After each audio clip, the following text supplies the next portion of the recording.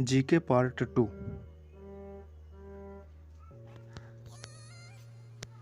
Number 1 question, संसदीय व्यवस्था भारत ने किस देश को देखकर अपनाया था?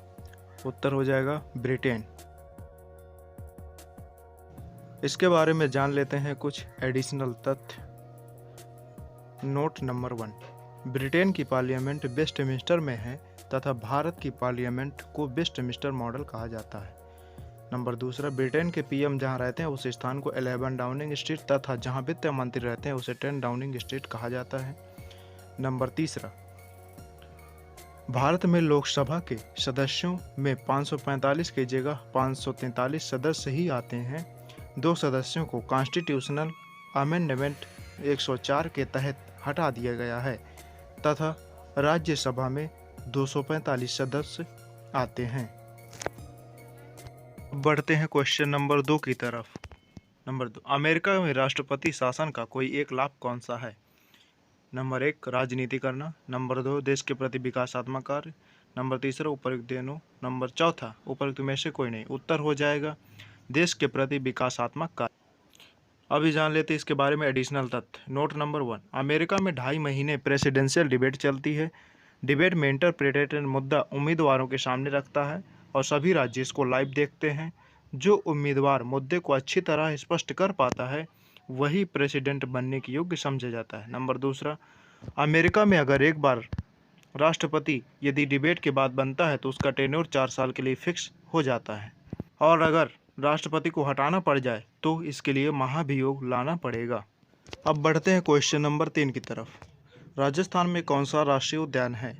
नंबर 1, केवलादेव राष्ट्रीय उद्यान। नंबर 2, रणथंभौर राष्ट्रीय पार्क।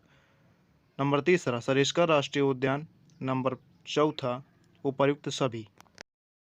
उत्तर हो जाएगा उपर्युक्त सभी। अब बढ़ते हैं हम नेक्स्ट क्वेश्चन नंबर 4 की तरफ।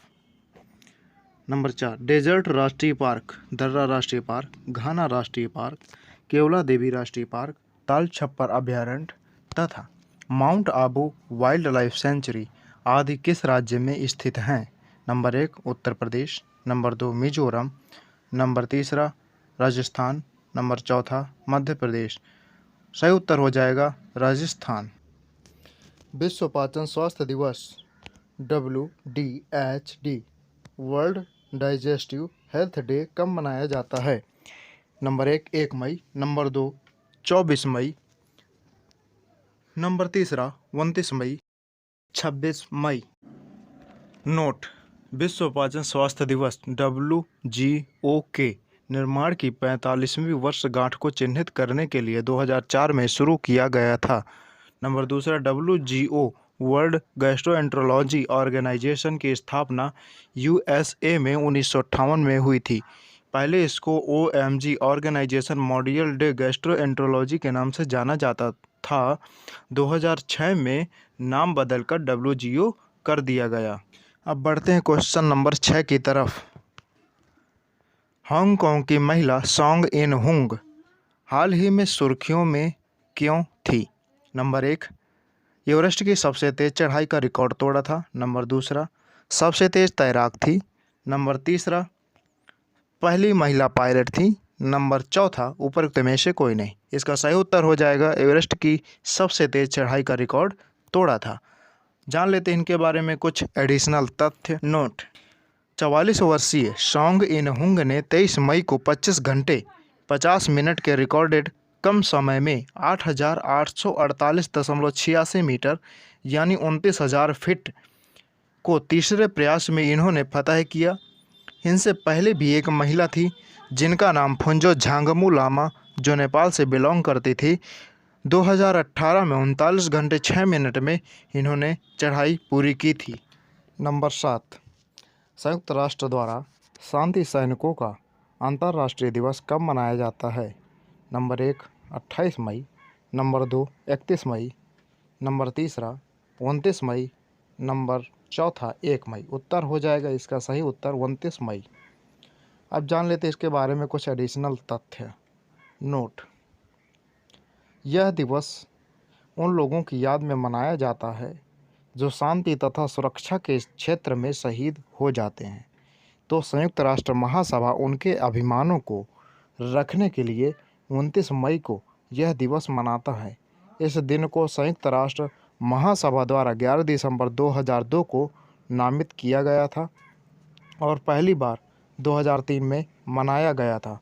2021 में इसकी थीम थी स्थायी शांति का मार्ग और सुरक्षा के लिए युवाओं की शक्ति का लाभ उठाना। नंबर 8, किन 3 भारतीय सैनिकों को संयुक्त राष्ट्र के प्रतिष्ठित पदक से सम्मानित किया जाएगा? Number 1, corporal Yuvraj Singh, Ivan Michael Picardo, number 3 Moolchand Yadav, number 4 उपर्युक्त तीनों।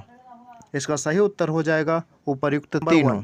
कॉर्पोरल युवराज सिंह दक्षिण सूडान में संयुक्त राष्ट्र मिशन UNMISS में सेवारत थे। इवान माइकल पिकार्डो UNMISS के साथ नागरिक शांति रक्षक के रूप में जुड़े थे तथा मूलचंद यादव इराक में संयुक्त राष्ट्र सहायता मिशन UNAMI से जुड़े थे। नंबर 2, UNMISS का फुल फॉर्म होता है United Nations mission in south Sudan. UNAMISS का फुल फॉर्म होता है United Nations association mission in south Sudan तथा UNAMI United nation assistance mission in Iraq.